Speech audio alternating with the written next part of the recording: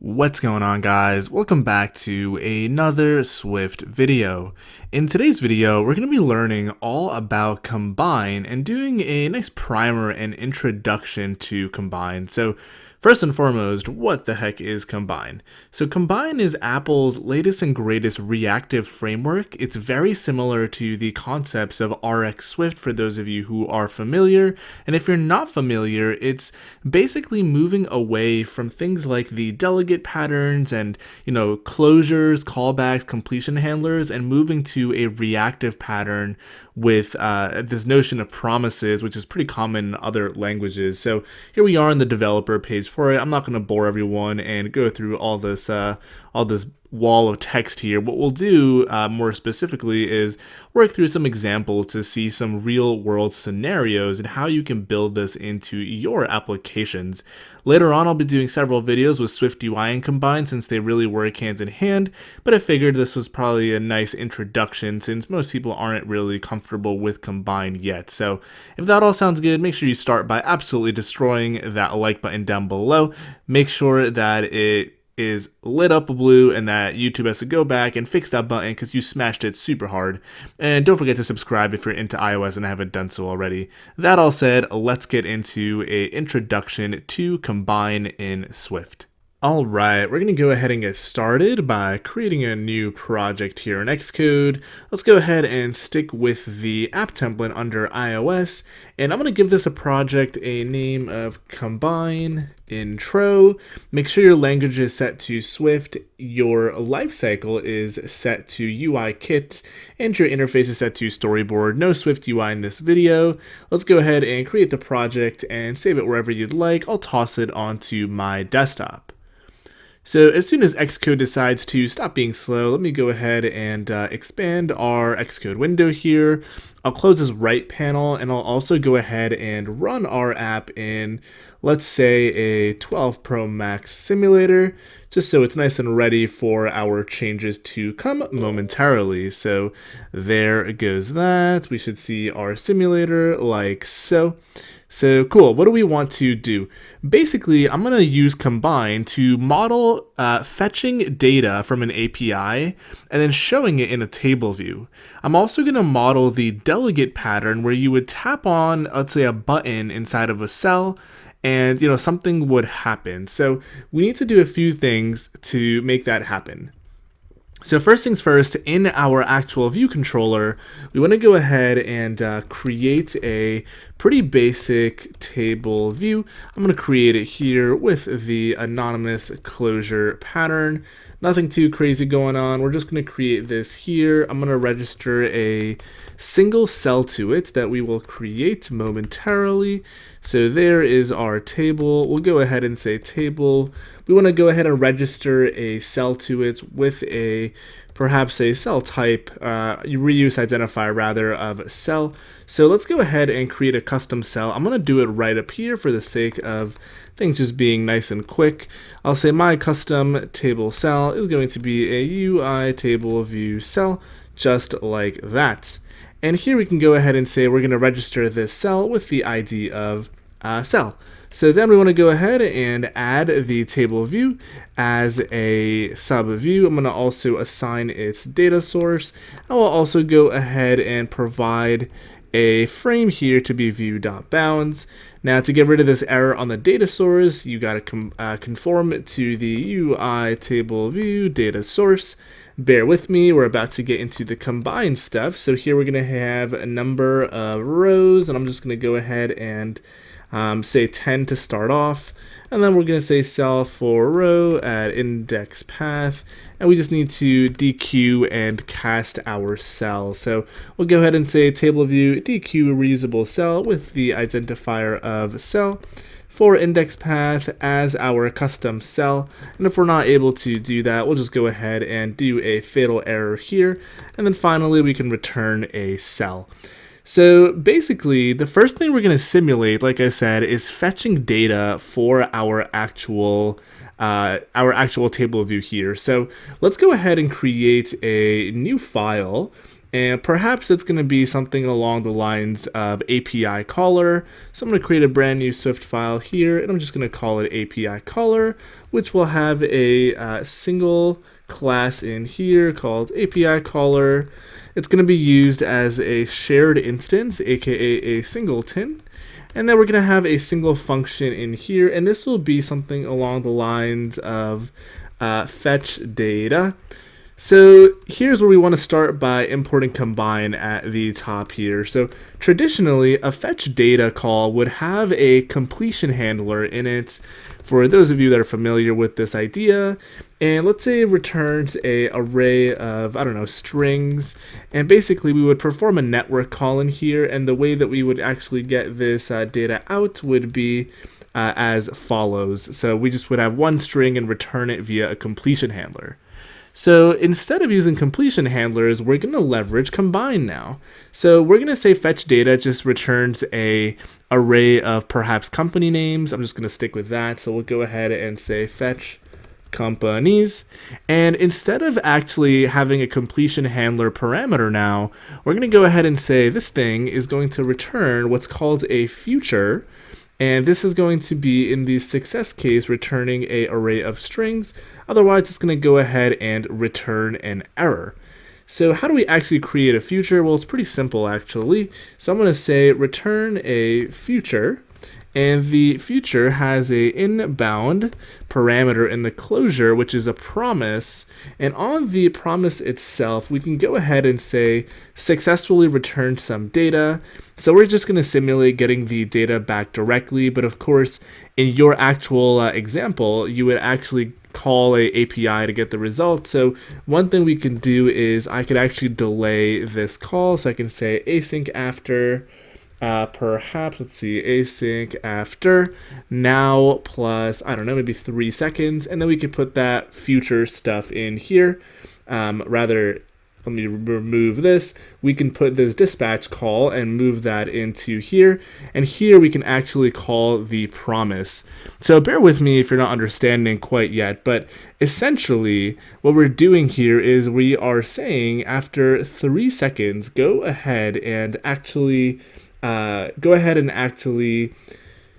call the promise here with a array. Now we don't actually have any data in the array, so what we're going to do is I'm just going to hard code it. So we'll say Apple, Google, let's say Microsoft, and perhaps we'll do one more. Let's go with Facebook. So after 3 seconds, we're going to use the promise and say we successfully got this data here. So how do we actually call this from a view controller? Well, it's really similar to how you would call it with the completion handler, with a couple of distinctions. So I'm going to call it at the bottom of our view to load function here. What I'm going to go ahead and do here is say API caller dot shared, and we're going to call that single function on here. Now the first thing to understand is it's going to give me a warning, because whenever you call a function that is giving you a future back, you need to hang on to those futures. So we're going to create a single observer here, and it's going to be of type any cancelable.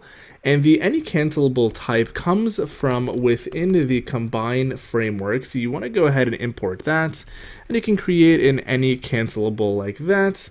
And we can go ahead and say that this is the observer. Now, how do we actually get the future promise back? And if you've heard of the term promise before, it's a pretty common term amongst a lot of different programming languages, but we're actually going to go ahead and say we want a sync on here, and we can go ahead and just hit autocomplete with a enter for that closure, and then a enter for that closure as well.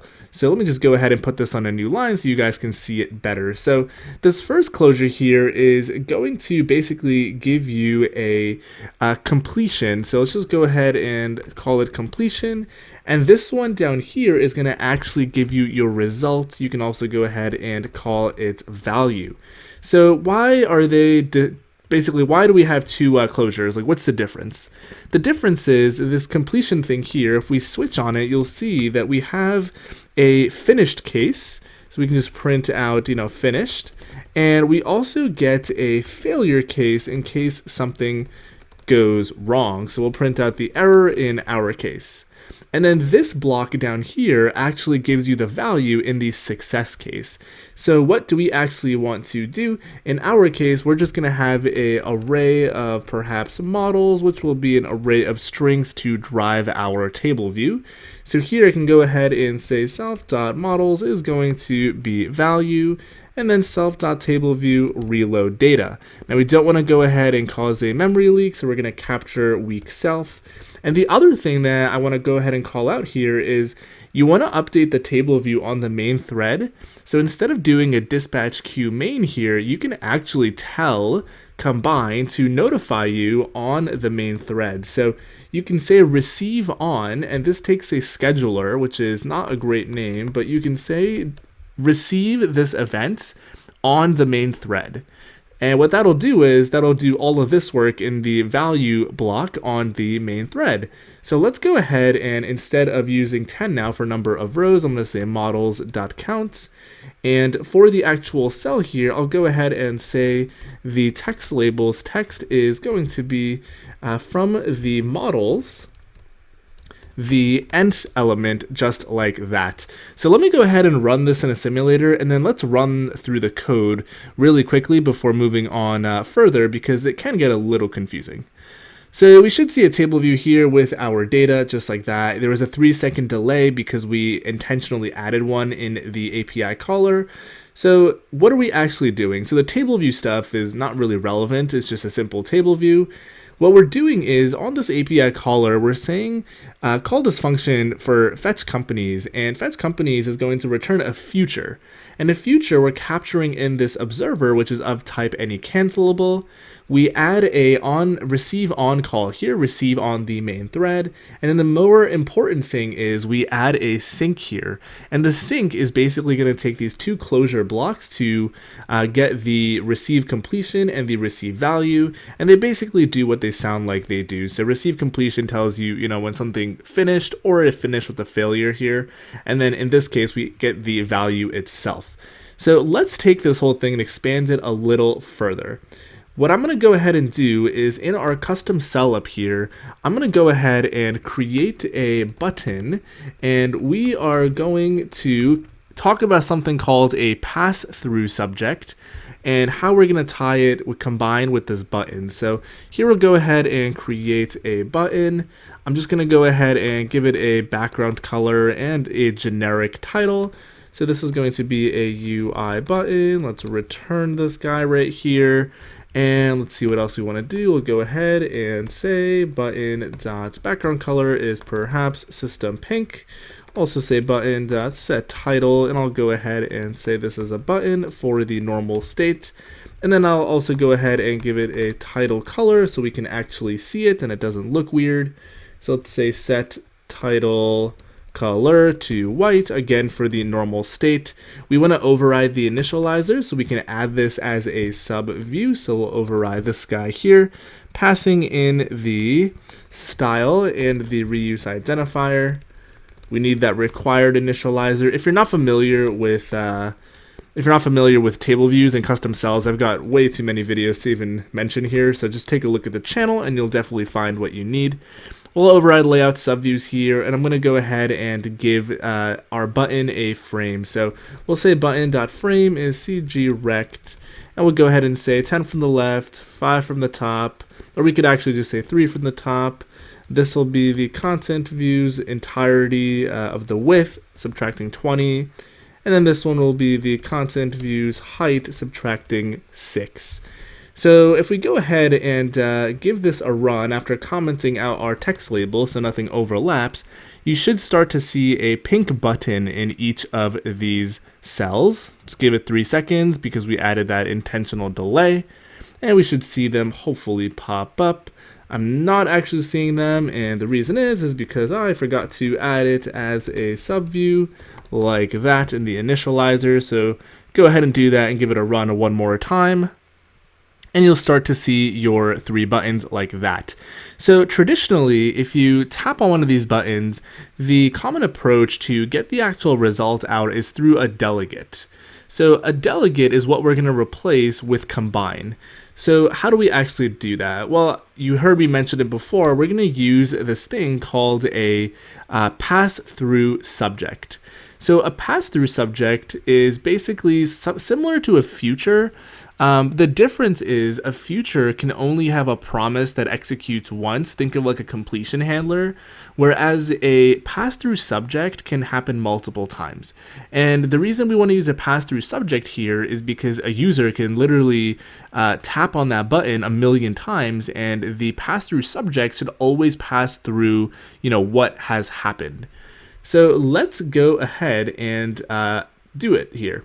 So what I'll go ahead and do is declare a pass-through subject. So I'm going to say, let's just call it, let me actually go ahead and call it an action.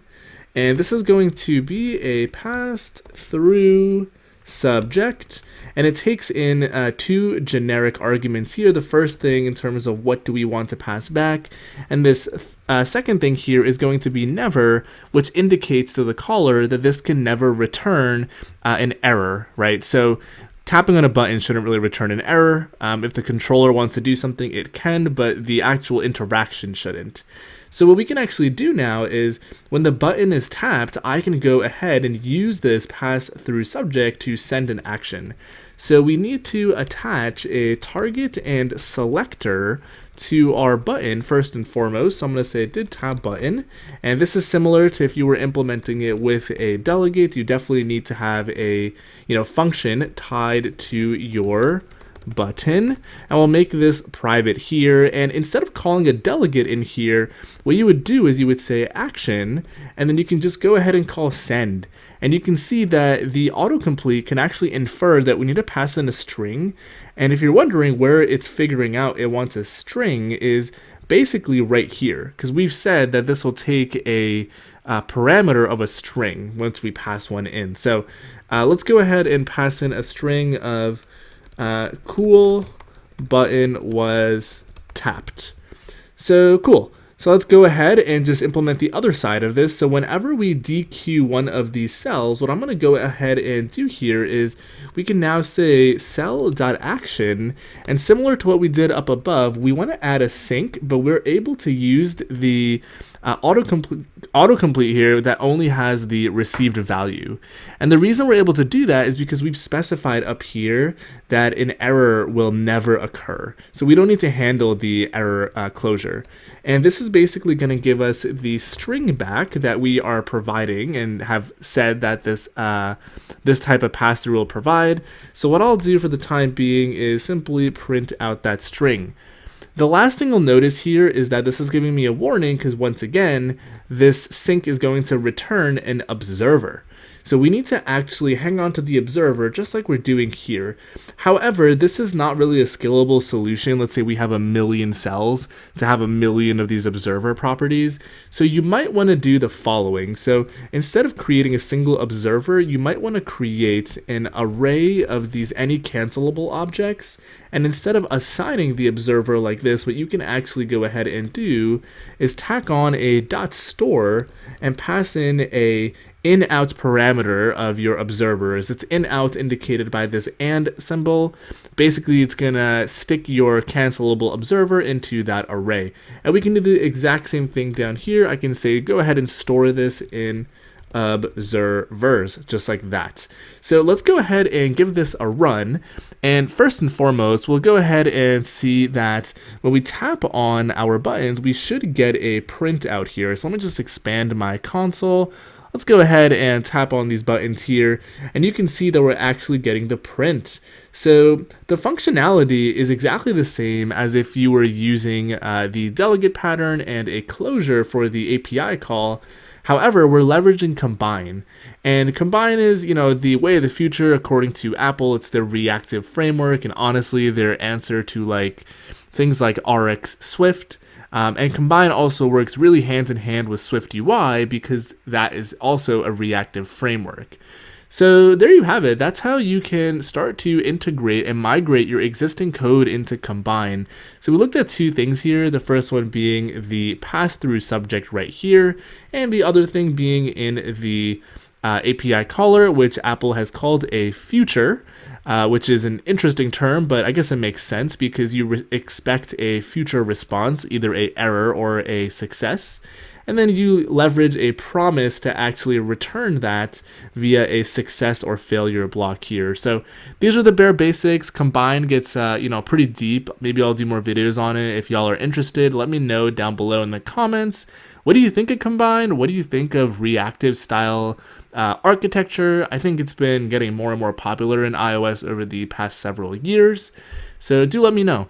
If you haven't dropped a like down below, don't forget to do that as well. Hit subscribe while you're at it if you haven't done that yet. Super appreciate it. Love to see this channel grow together. Thanks again for watching. I'll catch you guys in the next video.